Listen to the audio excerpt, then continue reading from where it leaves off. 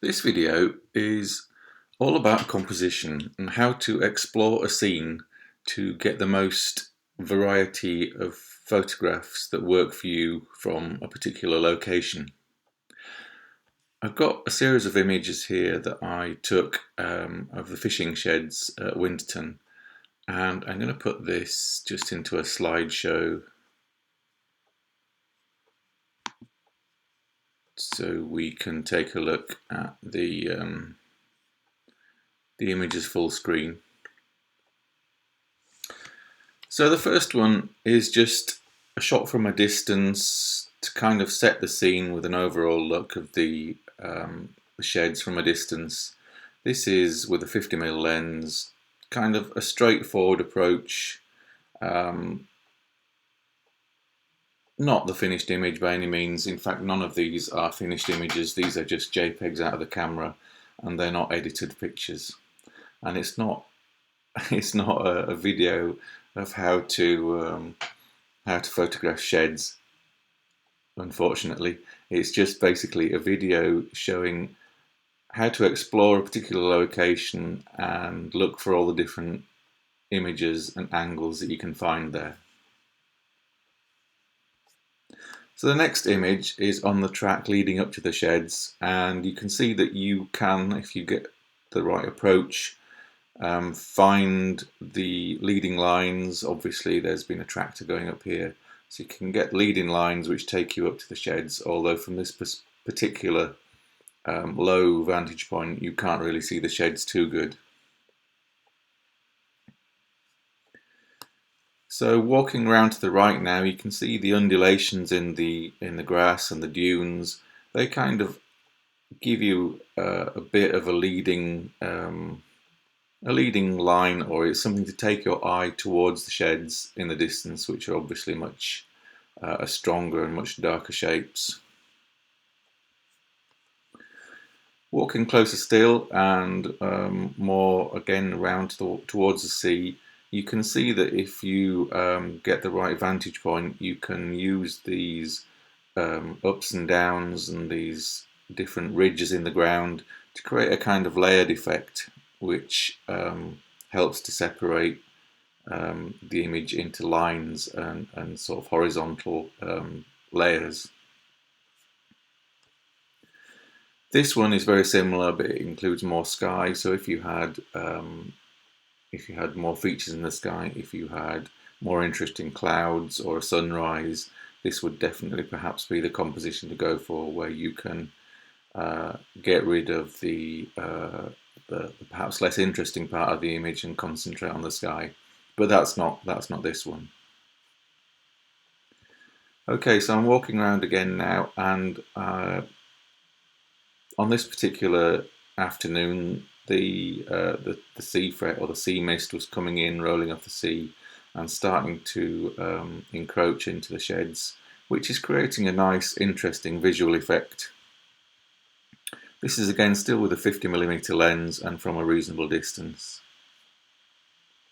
So I've walked closer here, and now I'm just concentrating solely on the shapes of the buildings and the darkness and the way we can create different separation between the buildings using space and using the distance, and also the mist that's rolling in is creating a separation between the buildings as well. So here I've got a little bit closer still, and I'm trying to check around the edges of my image so I can just get the things that I want in. The eagle-eyed of you will have noticed there's something just encroaching onto the left-hand side of the image there, which I think is perhaps a log lying next to one of the sheds. That would need to be edited out, either cropped out or cloned out or something, as that just distracts you on the left-hand side. And also the blue signs that are on the fence on the right-hand side are quite distracting as well, so I'd be tempted to edit those out as well in the final image. Okay, so I've swapped my 50mm lens now for a 24mm lens. With a wider lens, you can really exaggerate the angles, you can create a more dynamic angle and a more dramatic effect. as you can get closer to the building and things that are slightly further away recede more into the distance. This is giving quite a V-shaped effect now, so the leading shed is larger and it makes the other sheds appear smaller by comparison. This is turning around, looking the opposite way, still with a 24mm lens on here. I'm obviously playing around with walking backwards and forwards, getting closer or further away from the buildings, and really just including or excluding different parts of the buildings. Obviously there are 4 or 5 sheds in this row, but by just walking and looking through the camera you can exclude certain ones and still have room around the buildings, and it looks, to anyone who's not been there, as if this is kind of a natural composition. Okay, so watching the light, the mist kind of was blowing away again now, rolling across past where I'm standing and into the distance, in sort of more inland towards the village and the church, and this is creating quite a nice, interesting effect. So the sky's opening up, we're getting a little bit of sunset light, and the mist is obscuring the village, and it's giving a real nice separation. And in the edited image, this would work quite well, I think, to produce a really warm sort of glow in the sunset sky. So again, I've walked further forward still, and now I've just got the one shed. But again, it looks natural, it looks as though it's on its own. There's plenty of space on the left-hand side, even though just out of view there is obviously another building. To anyone who hadn't seen it, this looks quite natural and quite sort of enough room to breathe around the sheds, even though they're all quite near to each other in reality. But with the wide-angle lens, you can create that illusion of space around something. And because obviously I'm back to where the tractor's been driving through now, I've got this really nice tractor mark that goes off into the distance that takes you back into the village and towards the church. And again, with a properly edited image, this would have a really nice sunset effect in the sky. So I've turned around again now, just looking towards the sea. This is a very different effect because obviously instead of looking into the light, I've got the light shining over my shoulder and onto the buildings, which gives a much fresher, much brighter appearance. And these are obviously similar position to the previous shot, but a different pair of sheds. And you can keep on walking around, choosing different elements of the scene, learning to look for details. Again, if you look closely on the left-hand side, you can see I've just got something encroaching into the scene. This is what you really need to look out for. Check all the edges when you're taking a picture. I was doing these handheld just for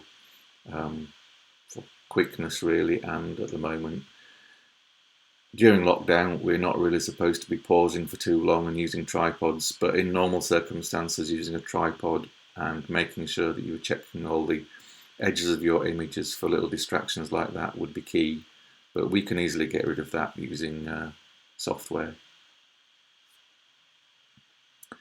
So walking right around the back of the buildings now, I'm concentrating on using these tufts of dune grass as a kind of a foreground interest. It kind of works, but then again I think this could be improved. So I stepped a couple of paces to my right and just concentrated on this one little raised area of grass, and that does work a little bit better than the other one. Again, it's not the best image, and it could be improved with further editing. So walking away again now, going at a distance, we can see that the context that we've been photographing the area from, and again the undulations kind of lead you into the image.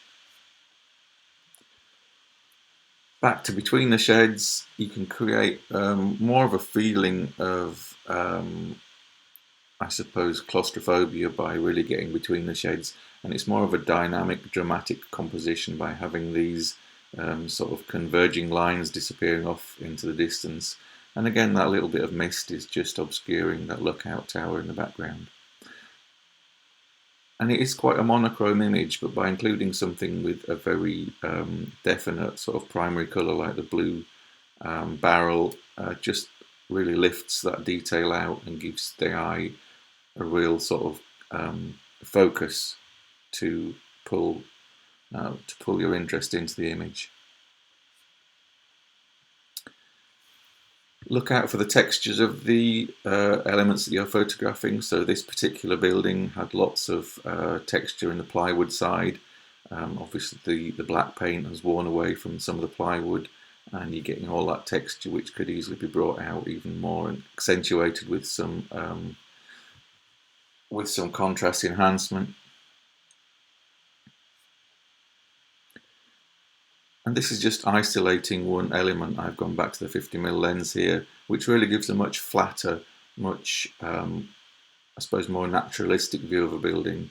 So it's kind of a nice focal length to really just describe the shape of a building without exaggerated dynamics or exaggerated perspectives. And you can really concentrate on the elements in the image. So I like the barrel again, the blue barrel, and that piece of board. It's all just things which go to make up the detail and the texture of the image. And this one is just the opposite of the last one, so it's a completely plain, completely dark building.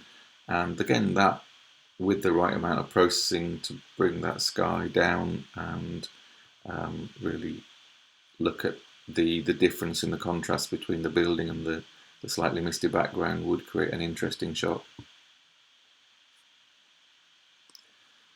So just walking away again and showing that the buildings are in the landscape with the grass, and the grass is kind of all leaning over and pointing back to where we've been.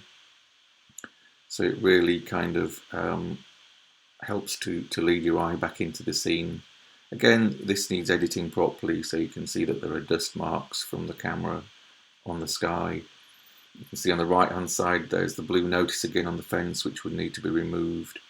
But these are all small things that can easily be edited out to make a more finished image. And that is just walking away, the whole scene. Just, you can see how close the buildings actually are, but you can see how we've been able to sort of isolate one at a time by using the correct lens from the correct viewpoint and just moving a pace or two one way or the other, and really taking your time to examine the different parts of the image and how we want to portray them, whether it's as a group or whether it's singly, or whether it's full of detail or whether it's really stark and monochromatic. So to recap, you need to really walk right around your area. You need to concentrate on the details, whether you want to isolate a part of it or whether you want to use the whole thing in context and in its own landscape.